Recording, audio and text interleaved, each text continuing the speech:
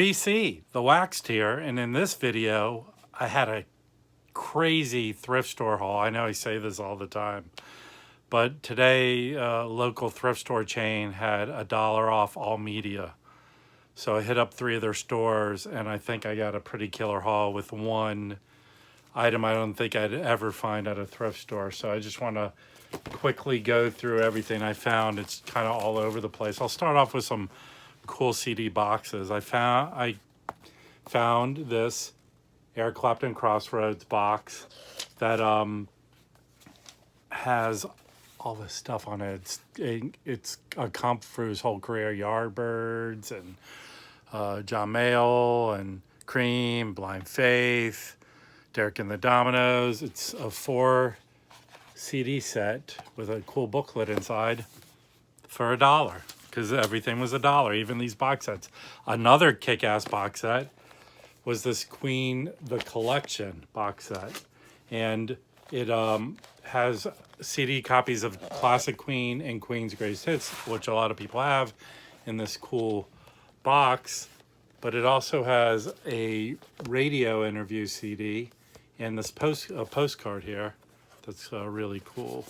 Call it the postcard. Nice postcard. It has, so everything's intact in the set. There are the 2 CDs for $1. I'll keep saying that, for $1.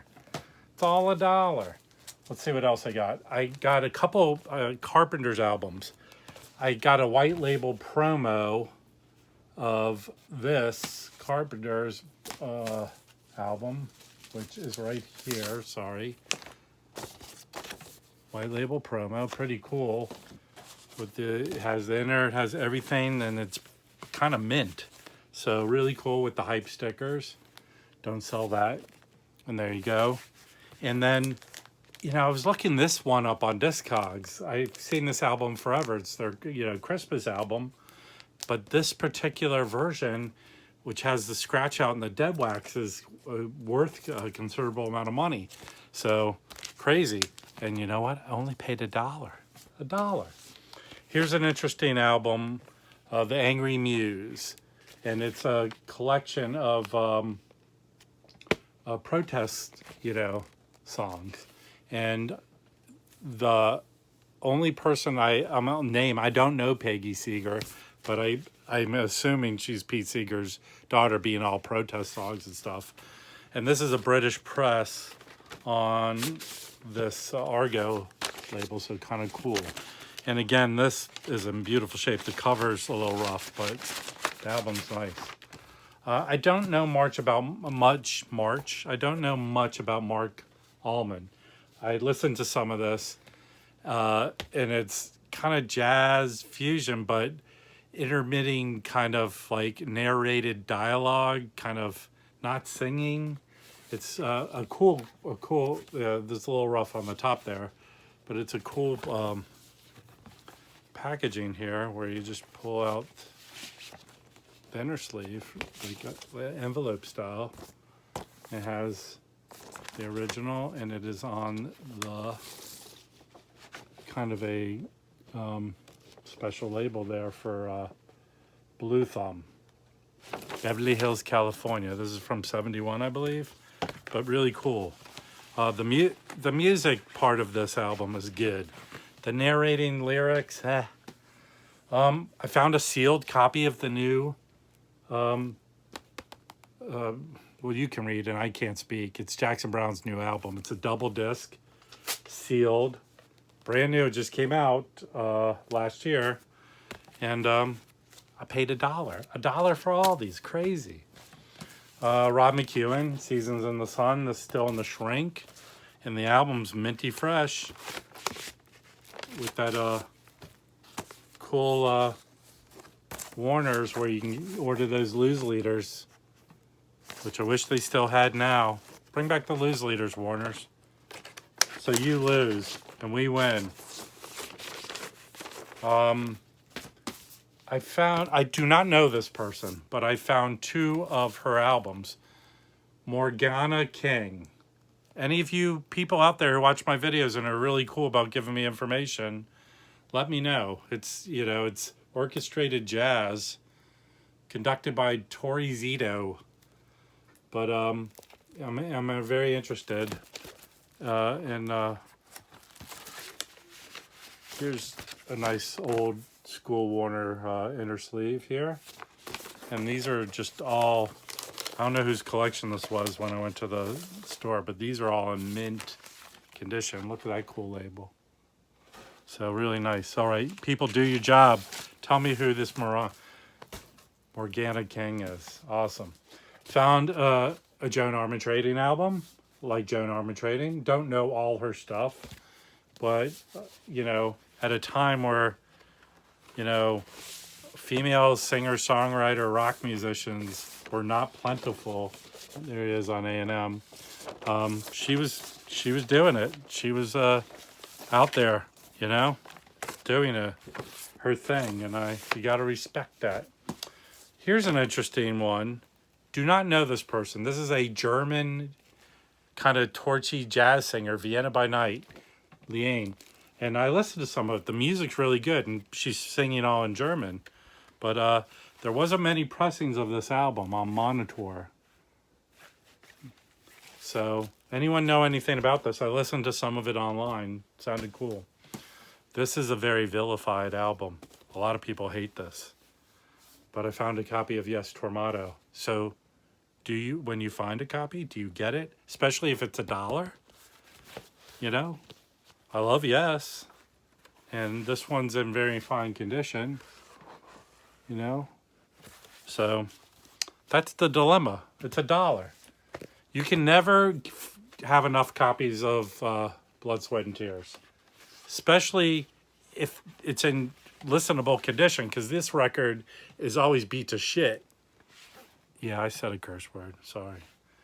But this is a 70s reissue by the 360 label.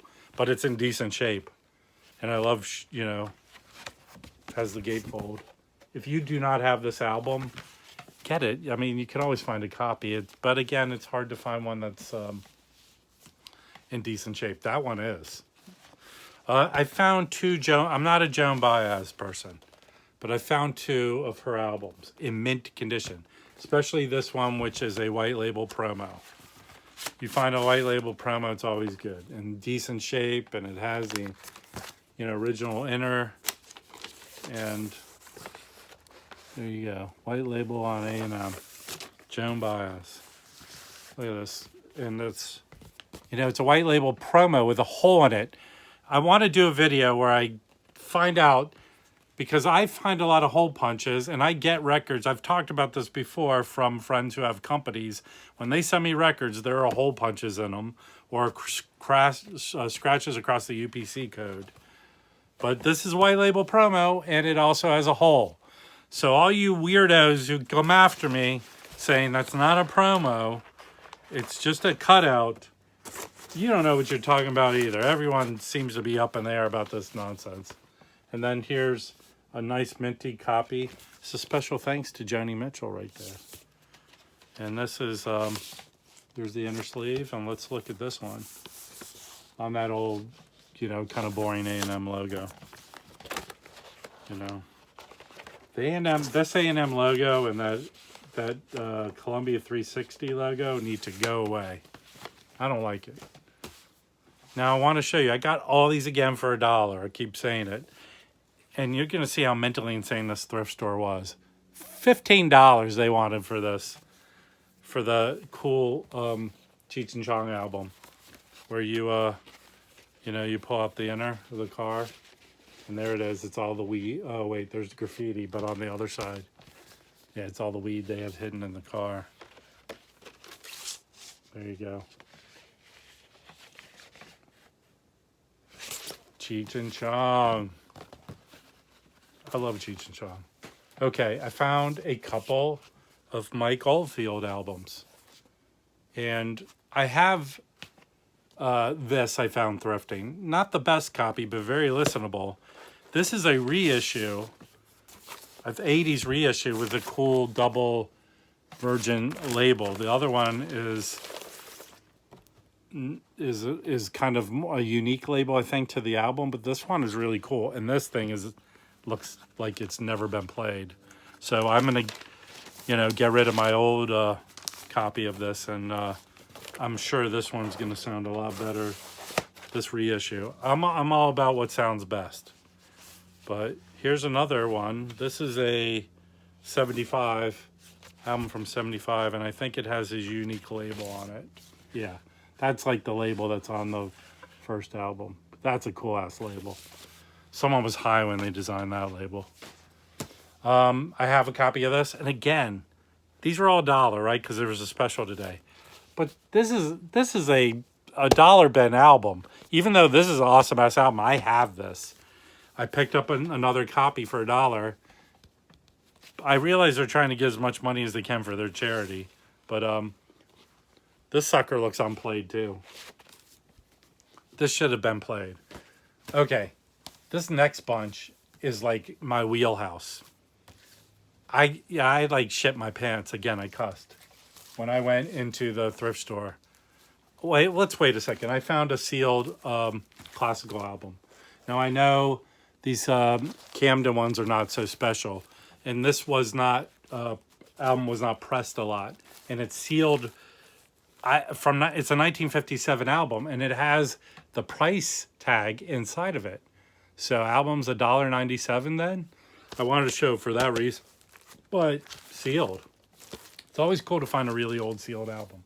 There's secrets in there, I know it. And before I go into my wheelhouse albums, I do not know who this is. I did not listen to who this is. If anyone knows this guy, this is a French press album, but it's a cool ass cover. And it's that guy. And I don't know what he does. It's all in French. I have not pre-listened to the album.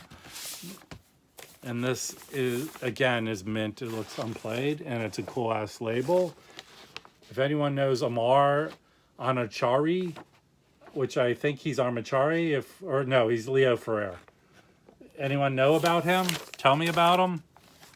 Tell me about that cool ass guy and this cool ass album cover. But only paid $1 for these.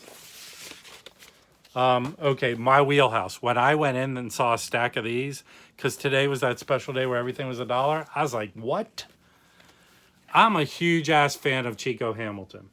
But I'll tell you one thing. And anyone who wears a cape, look at that man in the cape. He's a kick-ass jazz drummer. Problem with Chico Hamilton is they don't reissue his stuff. He was like avant-garde early in the 50s. His quintet, I've got 2 copies. One I got from Discogs that was supposed to be VG+. It was like a G-. I don't know what was going on through their heads. I find scratchy, crappy-ass versions of these albums. This is in good shape. I have not listened to it, and I have not cleaned it. But this is in the late 60s when he was on Impulse. But this is an OG for $1. These Impulse albums are awesome. They're nice, solid, well-made, and Chico Hamilton, I hope to find more of his stuff in good shape. So I do not have a lot of Hugh Masekela, but I found this for $1. I have not listened to it. The cover's seen his better day, but the album is in really nice shape. So I will clean it in the ultrasound and we'll see what it sounds like to me. I have probably one of the best finds I've ever had thrifting, but I'll get to it. I have 3 more albums to show. This is Oscar Peterson. If you know my videos, I love Oscar Peterson, and especially when he's in a trio form. Here's a live recording. There's another thing, this cutout with the hole punches and the cutouts and the things. And the cool thing is, I know back in the day, albums came like this in these sealed shrink. And this thing looks like it's never been played. And it is a mono. I am salivating to listen to this. So, whoever's collection this was, I got dropped off. Awesome. Awesome. I'm very happy to make this a new home. Okay. Here is, I don't know this dude. Country Boy Goes to Town. It is George McKern. And if anyone knows about this, I know It's on A&M, and Herb Alpert is looking at him like he discovered him. You know, that it's on this cool A&M, which is better than that weirdo looking one before. But I know this is sort of gospel-y. I don't know. I heard he's a lot like Sam Cooke. You guys could correct me. I have not listened to him yet. Here's an album I see a lot thrifting, and I know it's kind of on the fusion new agey jazz spectrum. But I found a nice copy for $1, and I will like to give this a listen so I can donate this someday to Goodwill. I did find out thrifting a test pressing of this Paul McCandless, one of his albums on Elektra. So I have one of those, and it's kind of not as new agey weirdo-y. It's kind of avant-garde-y. I liked it, so I hope, and I'll open up the cool inner. There are all the instruments. So if anyone knows more about this than I do, which I know zero, I just know I see it a lot and people reference it from time to time. So, all right, I've obviously had a lot of coffee and I showed a lot of albums, but here was the steel dollar find of the day. I've only found one OG Blue Note. It was thrashed. It was I've shown it before. It was a McCoy Titan. I wish it was in good shape because it really hasn't been reissued. But I found the Stanley Turrentine. Now, I know the Tone Poet just came out, and I chose not to get it because I was listening to it online, streaming. But I'll tell you something. Wow. This is not technically an OG Blue Note. It's still in the shrink. This is technically a second pressing. And it is in beautiful, beautiful shape. It's the stereo version. It's the album came in '65. This came out in '66. This is when Liberty owned Blue Note, so I'm sure that's why I found it out here, because someone got a copy on the West Coast. But I'm more impressed when I listen to this. Here's the inner sleeve. Nice, cool inner sleeve. Keeping that in good shape, and I gotta put this in a sleeve, but I already put this in a sleeve.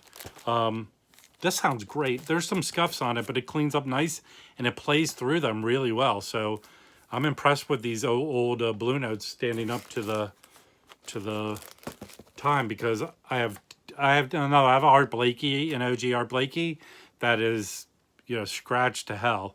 This is in awesome shape, and I am very impressed. Now, I don't have the Tone Poet or another version of this album, so I can't compare. But I can tell you that this sounds bright.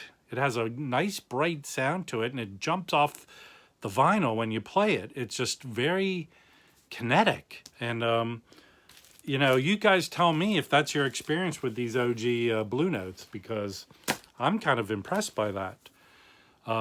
Not that I, you know, would want to get more because of the cost, but, and you know what, this isn't horribly, I believe this is, even though I bought it for $1, it's like possibly a $60 album, but hey, I don't have to buy the Tone Poet, I got that now. All right, peoples, if you liked what I showed, please leave a comment, give me a thumbs up. If you're not subscribed, subscribe. And as always, I'd like to learn from you guys, so tell me what I didn't know about what I talked about showing you these albums. So until next time, the Waxed Out.